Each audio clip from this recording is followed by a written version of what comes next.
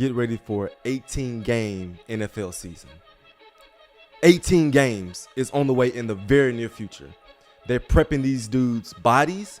They're trying to get them mentally like, hey, it's going to be a long season. And I think if he doesn't get the ball, Jaxson, and correct me if I'm wrong, he's a next play type dude. He doesn't dwell. Right, he doesn't dwell on the play before. And the reason why he's always open, because he's not stuck on the last play. Ja Morant is making it crystal clear what's important to him. Man, we gotta talk about Ja Morant. I just bought me some Jaws. They just came in the mail. I know, you sent me a picture. You just got the Ja. They came in this morning. Yeah. So what you gonna do with them? Give them away. Okay. Not wear them. One, because they too big. Okay. And secondly, again, guns, Instagram Live. Hey, look at me. Yeah. You're messing up. What we doing? You're messing up. Ja Morant is making it crystal clear what's important to him. It's hard as hell to get to the NBA. It's even harder staying in the NBA. And you want to flash guns? I was born in Memphis, Tennessee, where the Memphis Grizzlies are. My hometown is Olive Branch, Mississippi. The crime rate, the gun rate is through the roof. Yeah. It's through the roof. And you are supposed to be this example, this leader in the community, the Penny Hardaway of Memphis, Tennessee. But you want to wave guns. Sending what message? I don't know. Well, let's dig into that. So I don't know Ja Morant. I've never met him. I've never been in the same space as him. I don't know his family. I don't know his friends. I don't know anything about Ja Morant. All I know is that he's a good basketball player. Let's dig into why he keeps flashing guns. What is he trying to accomplish? I would love to understand why. You know what I mean? Like, so for an example, let's talk numbers. I always say this all the time: don't fumble the bag. And Ja Morant is fumbling the bag. He missed out on all the All NBA teams. Money that equaled $39 million. KJ, could you imagine looking your family in the face and say, "Family, I missed out on $39 million. Because some Instagram Live and some guns? Now, can I play devil's advocate? No, please don't. I want to, no, I have to do this. First, I want to be clear. Stop blaming his daddy. Stop blaming his homies. Blame Ja. I want to be very clear about that. Now, the Memphis Grizzlies have already come out and they've suspended him. Okay? Here's where I'm going to play devil's advocate. For the same people that I see, the politicians that I see on a daily basis that advertise and are all about 2A and all about gun rights and all about don't come get my guns and guns this and guns that. We already have a gun problem in this country. We have 400 million guns in this country. And Agreed. And so you can't put the toothpaste back in the tube, right? We have a gun problem. So are you telling me that all of the 2A folks, are they going to come out and defend Ja because technically he did not commit a crime with the gun? And so I'm playing devil's advocate by saying he did not commit a crime. There's no crime. Now, do I think it's a good look for him? No. Do I think it's a good example? No. But somebody will come and say, it's not his job to be an example for the community and or the kids or people watching. It is his job. Come on. It is his job. And it is his right to own a gun, 100%. He can own the gun. But when you're on Instagram Live, flashing a weapon, it's another kid, 18, 17-year-olds, like, I want to be the next Ja. Okay. And with this image, with this brand, he got to the NBA, he's doing this. Hey, let me go walk around with a tote on me too. And nothing good. Yes. Nothing good comes from that. Let me fire this up though. Nothing good comes from that. Let me fire this up. What is the difference? What is the difference between John and Steve on Facebook and or Instagram taking pictures of their guns? What is the difference between Lois and Gretchen taking pictures of them shooting at the gun range and Ja Morant flashing his gun? What is the difference? I don't know who the hell John and Joe are. I don't know who Susie and Bill are. You're not a public figure. When you're a public figure, there comes responsibility. So you can't show guns when you're a public figure? I'm asking. If you're a public figure, can you show guns? It depends on the setting. If you're out hunting, going to shooting your AR, your rifles, cool. If you riding around, listen, let's take it. Let's take it there. If you riding around in your car, doing, I don't know if they was doing what, and you flashing a gun, we know that's where I'm from. Mm-hmm. When I cross that border into Memphis, I get a little shaky. I get shaky. Mm-hmm. We know what it is when you step into that type of environment. It's that type of war zone. Okay. If you out there shooting your deers and little BB guns, whatever. So it's okay. It's okay to shoot deers, but it's not okay to show your guns. Back to Ja. You're dead wrong. And you need to stop it. Because you are a public figure. The Memphis Grizzlies are investing millions and millions of dollars into you.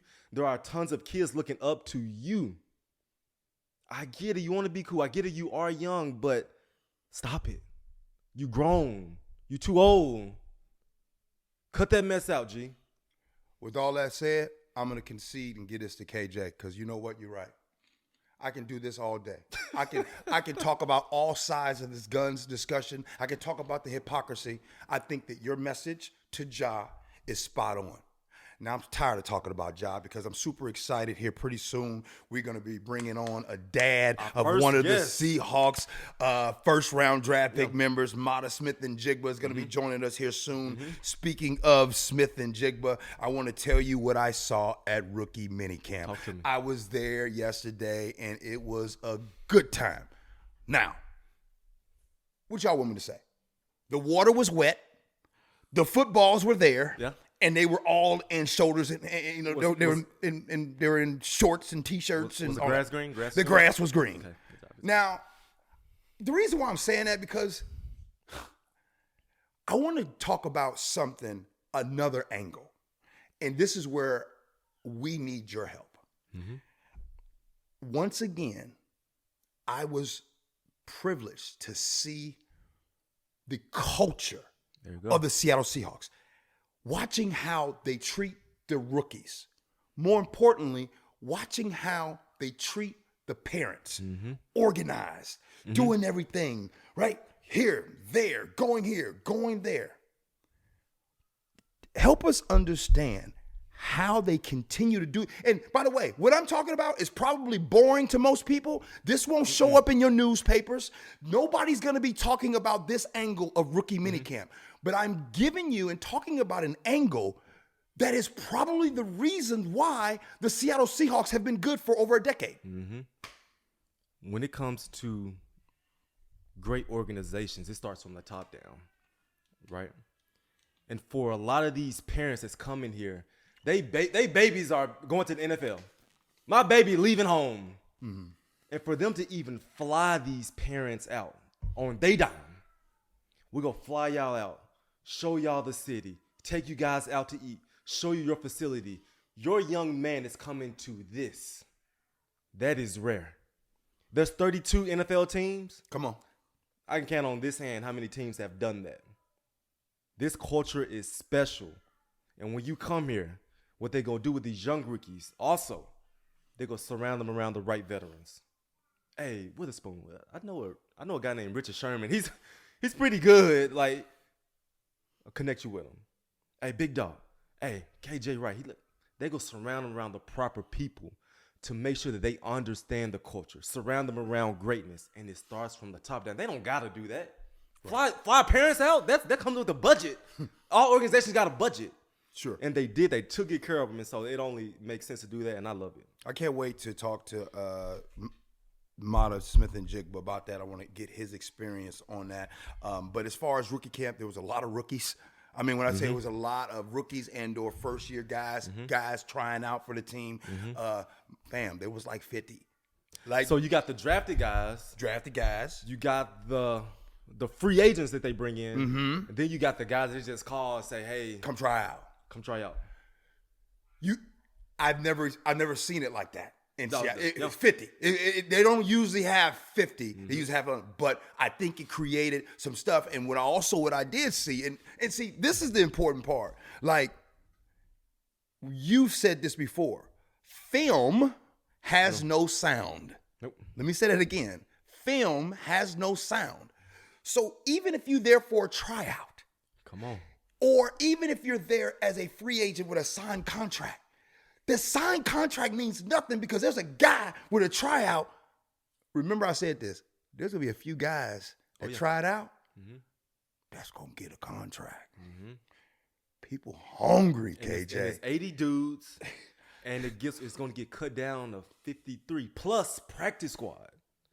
For a lot of these dudes, it's going to be hard to make that team, but you get on that practice squad. Yeah. You doing something. Making some decent money. Got yourself an opportunity to make an NFL team, get on the roster. So like I said, every play counts. Right. Even in rookie mini camp, learning that playbook. They gave you the playbook the day before. Pick it up, learn it. When you get on that green grass, G, it's go time. One last thing before we move on to one of the most overrated things that I cannot believe is a big deal. I'll get to that in a second. But one last thing I want to talk about with my observation of rookie camp yesterday. And it's something that I watched, right? Again, these are things that's not going to show up in anybody's newspapers. Nobody's going to be talking about this. But everybody's always talking about Pete Carroll and the culture that Pete Carroll and John Schneider has created. And everybody, when I say always compete, right? People's like, oh, that's how the Seahawks do. It's always compete on the field, rah, rah, rah. But the always compete, you see the trainers. You see the equipment staff. You see all of the Mo Kellys of the world, cooks, everybody. Y'all don't understand. Those folks inside of the building, people that do cameras, right? People that do video, people inside the building. The always compete isn't just for the players. It's for everybody. It's across the board. And if you're not on your job, this is a A1 organization. If you come in half-stepping and moody weeks at a time, hey, come step into my office. This is not what it looks like. And if people think the Seahawks are so kumbaya, understand this. This is a business. A $1 billion business. The best of the best. And if you're not on your A game, you best believe I can find somebody that will be. Don't get it twisted. You get cut just like a player. It ain't funny. Cut that piece out. That's the truth. You can get cut like a player. I know you want to cut that out, but how do you want me to say that? I never thought about it like that. How they get cut? That's what I'm saying. So when people are saying always compete, people just think it's just the players. Gee, this is the 1%. You know how many people want to step into the Virginia Mason Athletic Center? Come on, talk to me. It ain't easy. People that go to college, people that network, people that do internships. I want to be a part of this franchise. And you got to have this, you got to have that. And when you get the job, there's somebody coming up behind you saying, I want this. I don't make it 11 years. People are coming up behind me. I want that starting spot. People coming up to me. I want that number 50. People are coming to me. I want that contract. You got to be elite. I want to do video for the Seattle Seahawks. I want to wash cars for the Seattle Seahawks. Huh? Come on. I want to be a cook for the Seattle Seahawks.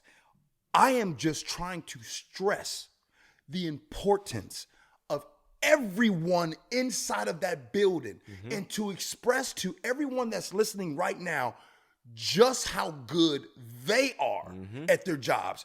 We always count touchdowns and yards and tackles.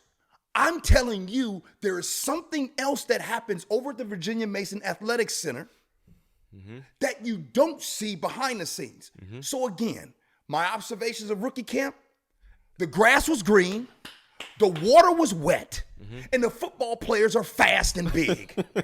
Yeah. There you go. Happy?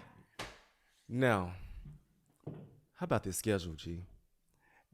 Bruh, that old overrated, oh, here comes the schedule. Oh, here comes the leaks. Good Lord. I was glued in. I screenshot. I sent it to this person. She's like, when the schedule come? I sent it out. I get excited about the schedule release. How did that happen? Is there any other sport where? Is there a baseball MLB schedule release? Is there an NBA schedule release? Too many games. So when I looked at that schedule, G, when the schedule come out as a player, there's two things you look at. What'd you look at? The first thing you look at is who we opening up with. Week 1, who's our opening game? Rams. Cool. And the second thing you look at is when is our bye week? Oh. Talk to me. What's they got a week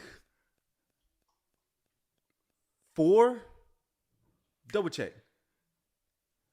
They got a week 5 bye week.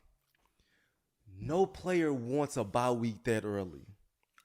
No team wants a bye week that early. Why? From just a football health sports science standpoint, you want to smack dab in the middle. That just makes sense. Because what happens is week 8, week 9, week 10, you banged up. You bruised up, you banged up, deuce is hurting. Week 5, you cool. You, for the most part, you good. You just finding your rhythm as a player too. So you want it in the middle of the season. So you got it week 5. You got a long stretch, mental, physical, to make it happen. And on top of that, G, they got 3 games in 12 days. 3 games in 12 days. Okay. Now, we are entering into a space that I'm not sure you really want to talk about. Because, the NFL is all about safety and stuff. So help me understand how 3 games in 12 days is okay. For people that don't understand football, this is the most aggressive, most physical, most competitive sport on the planet. And when you get done, I played 80 plays. Back hurt, body hurt, I'm dehydrated, need IVs. Ankle sore, I need my rest.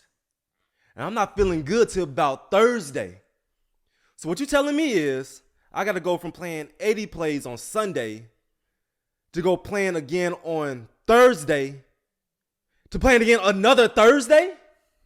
Sunday, Thursday, Thursday. Then you get your break. You need that break after that first Thursday game. You get 4 days off. You get Friday, Saturday, Sunday, Monday off. These dudes when we talk about a competitive advantage or a competitive disadvantage, that's what they up against. Early bye week, 3 games in 12 days. Wow. What are we talking about, G? Who made this? Who created this?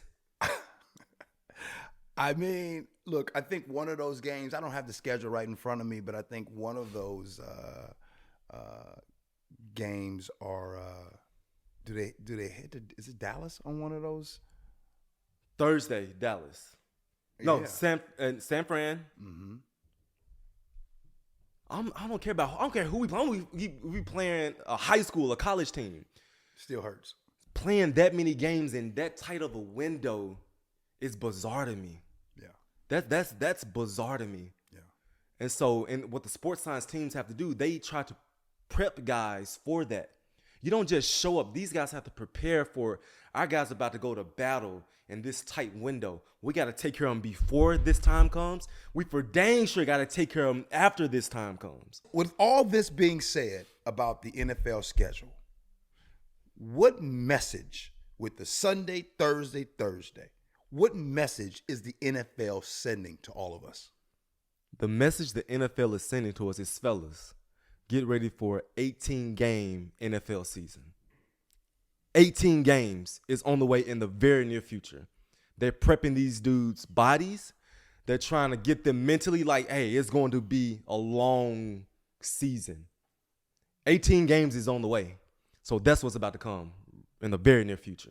18 games. How many they play in college?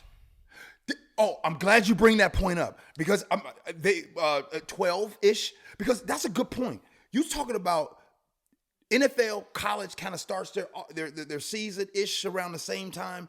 And then one of the things that I've seen, talk about when you was a rookie, I see young guys, usually the NCAA season, you kind of finishing up around early November. And then if you get into a bowl game, then you're into Thanksgiving, early December. And then, of course, if you got the New Year's Six and all that. But most colleges, most teams is done in November.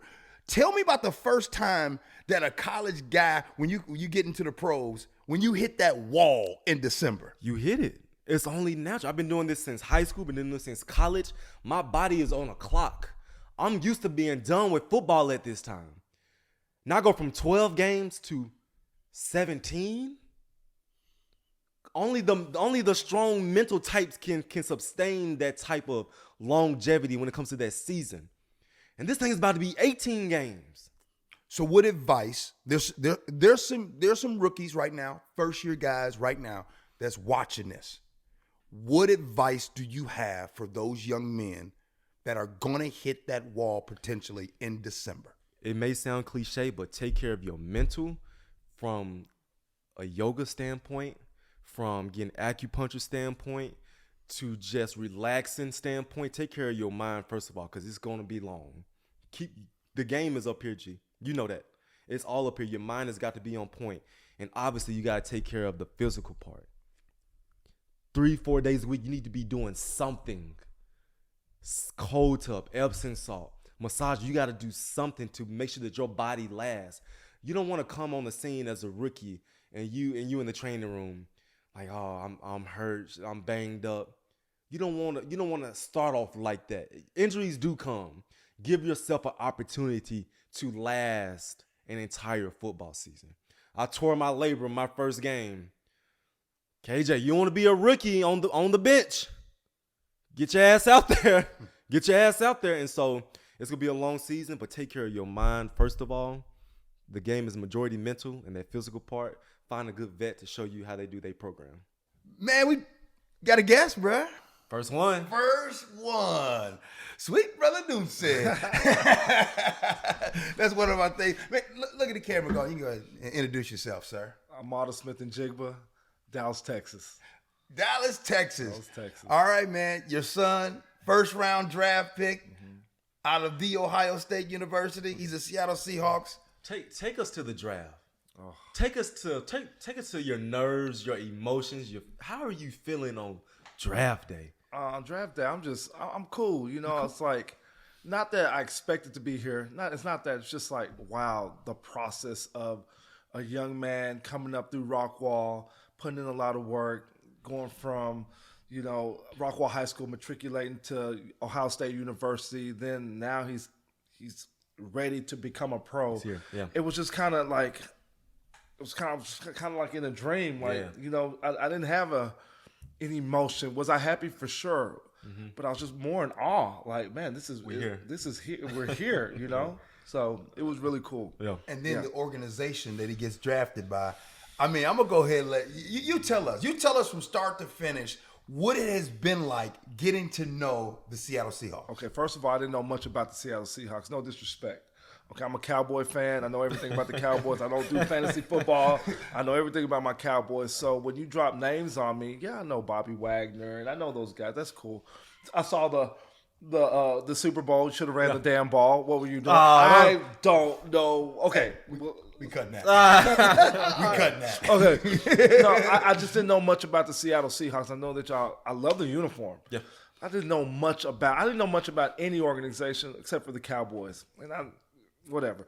So when we're in the green room and, you know, New England passes on them, okay, and the Jets, we really thought it was going to go to the Jets.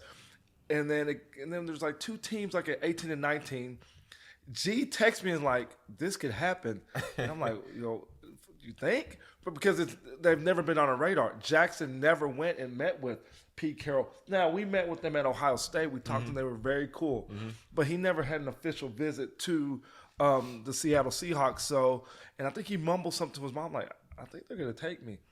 G texted me. Then the phone rang. And I was like, holy smokes, right? So while we're on the phone, I think the Chargers were next. And I thought that the Chargers had traded up, so we thought it was going to L.A., right? Yeah. Because it's just kind of different from what y'all see on TV to what we see. You know what I'm saying? We didn't know, but they were confirmed it was the Seahawks. So I'm like, okay, cool, that's cool. Like, am I excited? Yes, I'm excited because my son just got drafted. He got the call for sure. But like I said, I didn't know much about the Seahawks. Now, would I've like been through the roof if the Cowboys would have drafted him? Sure, because I know, okay, he's going to be in town, whatever.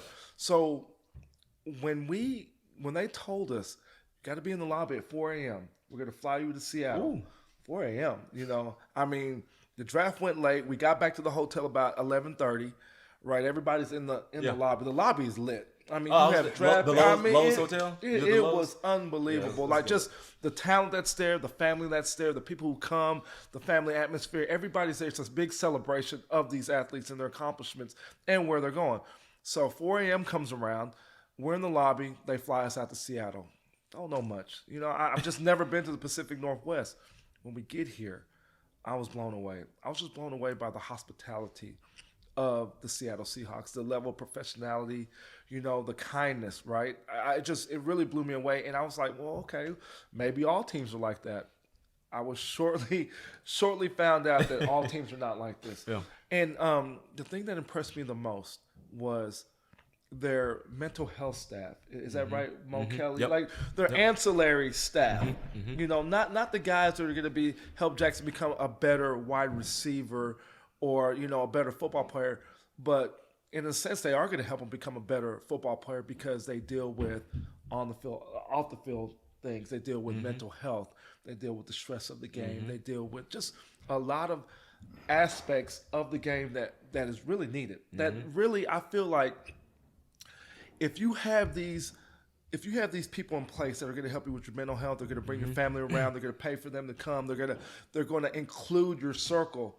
I think that makes you a better football player. Yeah, let me tell you something. I played there a decade, and when I say that it takes a village to raise an NFL player, it's going to take much more than Coach Carroll. It's going to take a Mo Kelly. It's going to take the training staff. It's going to take so many people investing into these young dudes coming in. Like, hey, I know, like, it's your rookie year. You leaving home, coming on the scene. It's going to be a transition. Right. But I'm telling you, they got the perfect people in that building to just elevate him, groom him, and make sure that he's good on the field, but more in particular off the field. So trust me, he in good hands. And I feel like it was right place, right time. He went to the right place at the right time. Yeah. And like you said, I met DK Metcalf. Yeah. I hear amazing things about Tyler Lockett. So that's what I want for my son. Yeah. Is I want my son to come in as a private. He's going to be around some guys with stripes, and let him learn the game. Let him learn how to be a professional. Let him learn how to, take care of his body, take care of his business on and off the field. And I really feel like he's not going to be just a captain of his own ship. He's going to be on the ship. He's going to learn how to become a professional. Yeah, right now, speaking of professional, this so far, this is just way too professional. Let's pull back the curtains. When you met DK Metcalf, your thoughts? Jesus Christ. I was like, who made this guy? Yeah. Let me see his 23andMe. Their genetics, like, where are you from? Yeah. You know what I mean? Like, how? And then 6'4", 220, and you not play an ounce receiver? of fat. Not an ounce of fat on his body. It's like, okay. Let me tell you what I got a problem with when it comes to parents. Ooh.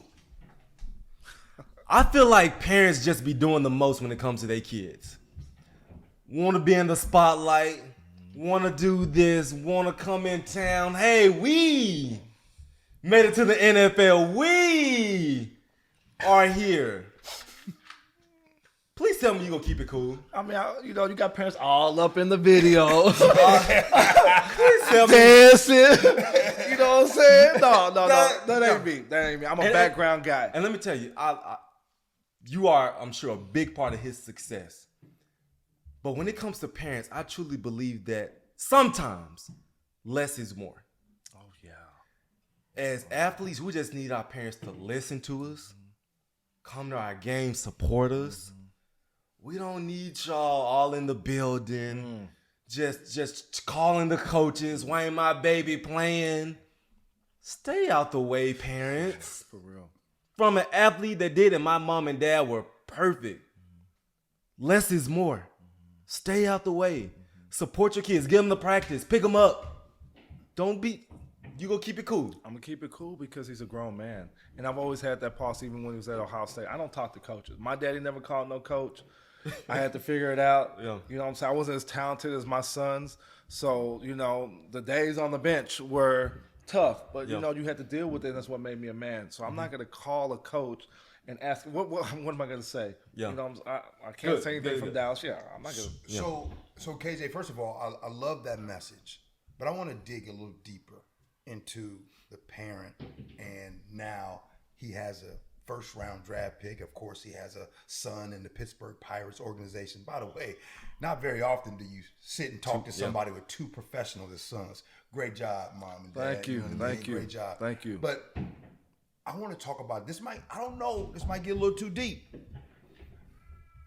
KJ, sometimes is there kind of a switch? Is there sometimes a relationship change that happens between parent and or son?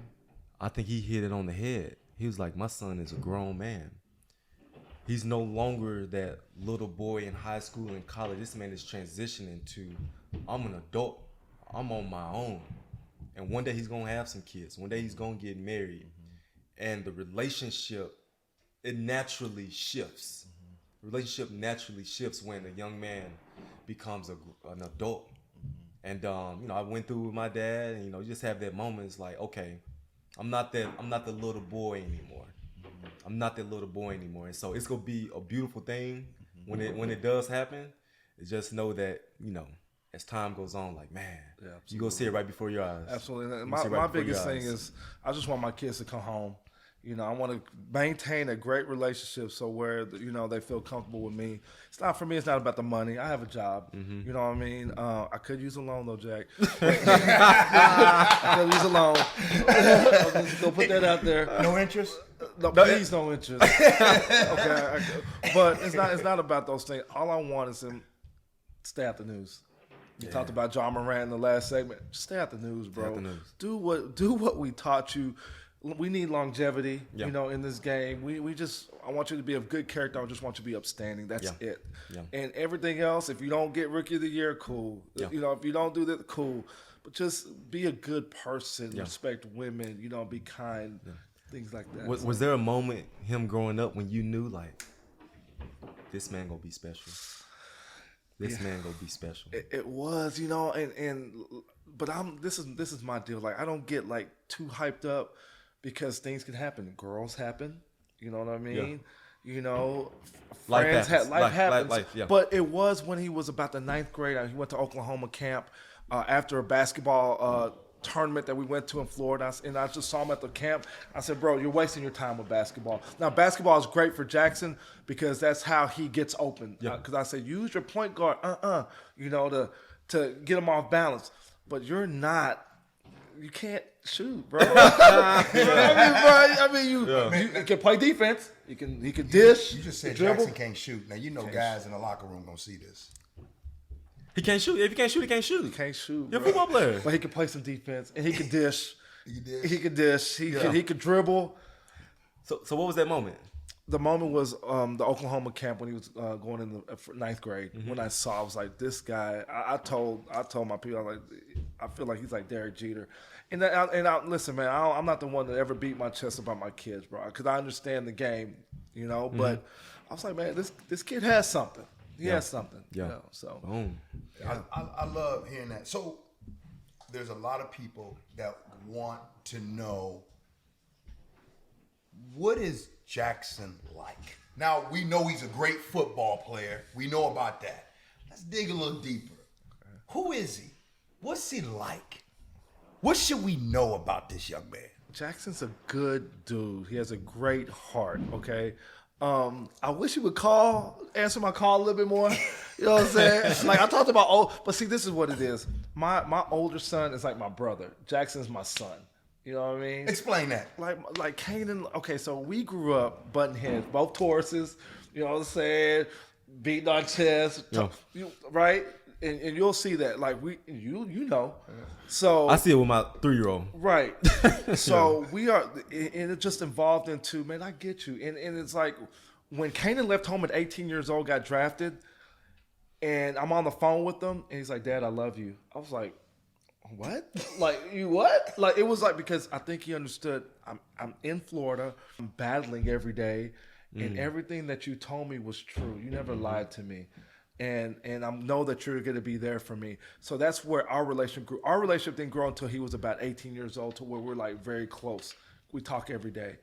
And baseball is just a sport where you have to definitely talk to your kid, because there's ups and downs, right? You got to pull them through that. Jaxson was. Kane always said Jackson's your favorite son. He's your favorite son. He's the youngest kid. Jaxson used to sing a lot. You know, he was like in chorale, the choir and stuff. Happy-go-lucky. But then he changed. Not in a bad way. He just kind of, I think he kind of like became self-aware. Like, man, you know, I have these talents, and then like there's people looking at me, and you know, I have to conduct myself, and not everybody's my friend. You know what I mean? Like, I have to really kind of guard myself, because I am a giving person. When you are a giving person and you're not self-aware about that, then people can use you up. Absolutely. And I think that Jaxson became self-aware that, yeah, I do have a good heart, but I gotta keep some stuff for myself. You know what I mean? I can't be accessible to everybody. Can't do everything to everybody. But Jackson's a great kid. I think he's a coach's dream. He's going to do everything he can to be available for his players, for his teammates. Yeah. Now, what about the ball not coming his way? What do you mean? And he ain't getting the ball. He either want to go to the sideline, be like, "Hey, QB, what's up?" I can answer. What's that. up, QB? I can answer that about Jaxson, and I hope that if his family and friends hear what I'm going to say, Especially CJ Stroud. I hope they can take this with love. I think one of the greatest assets that Jaxson has is his ability to not get too hot or too cold. He's so even keel. It's almost like you might think that he doesn't care. He cares. He just doesn't show emotions like that. And I think if he doesn't get the ball, Jaxson, and correct me if I'm wrong, he's a next play type dude. He is. He doesn't be a big dwell. play. Right. He doesn't dwell on the play before. And the reason why he's always open, because he's not stuck on the last play. So he's like Tyler then. He like Locke. Yep. Same dude. Same dude. It could be a game where Seattle didn't even look at Tyler. But third, fourth quarter come, this may end up with 100 plus yards. And that's what, when it comes to team dynamics, that ego. Oh, yeah. Can't have it. I personally lived through egos destroying locker rooms. Oh, why is this person getting this much attention? Why is this person getting the ball this much? Why are they getting interviewed? It crumbles. Right. It does. Football teams. It erodes them. I think that as far as Jaxson in that regard, Jaxson CJ Stroud are like this. And CJ would always be like, "Can you please tell your son to stop asking me for the ball?" You know what I'm saying? Like, he won't do it on the field. But he'd be like, "Bruh." You know, it feels like, "Bruh, give me the ball." Hey, bruh, come on, dog. And I remember one time after the Nebraska game, Garrett Wilson was injured. Didn't play that game. So it was really Chris and Jaxson. And after the game, CJ comes up to me and said, "Would you please tell Jaxson," you know what I'm saying? Like, I finally got him the ball like he wanted to. So just tell him to back off a little bit. But then, you know, it was all in jest. It was all in fun. CJ Stroud, Houston Texans. Love him. How you think he's going to be? CJ is the realest, bro. CJ is a leader. You know CJ. I know you asked me because you're trying to prompt me with that question. You already know the answer. CJ is different, bro. You saw that when we got on Ohio State campus. He's so different. He's such a leader. He's such a student of the game. He doesn't get the credit he deserves, but that's okay. That's cool. No. And I hope he turns that franchise around. Gee, I saw a video of Bryce Young 2 days ago in a Carolina Panthers uniform. This man is tiny. Tiny, G. I'm like, hold up. I know he was good at Alabama, Heisman Trophy.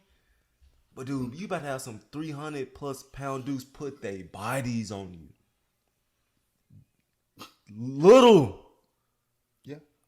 And when we was going back, who should be the number 1 quarterback? And I said Bryce Young. Mm-hmm. There's something about that physical presence that I think I may have been a little off about. I mean, I get it. Look, the young man has excelled at every level. He was small when he was in 8th grade, excelled. Yeah. He was small when he was in high school, excelled. He was small in college, he excelled. Now, we gonna see. We gonna see. But you said it yourself. As somebody who made your living for 11 years in the NFL on defense, you know what kind of force comes with hitting a quarterback. When I hit a Cam Newton, I feel like Cam Newton was hitting me back. Wow. That's how strong Cam Newton was. His physical presence, tackling a Josh Allen, like them dudes, they absorb contact well. Mm-hmm. When you slang down a Johnny Manziel, when you slang down one of them little quarterbacks, it's like slanging a rag doll sometimes. Like I just take my strength and and I'm a linebacker. Mm-hmm.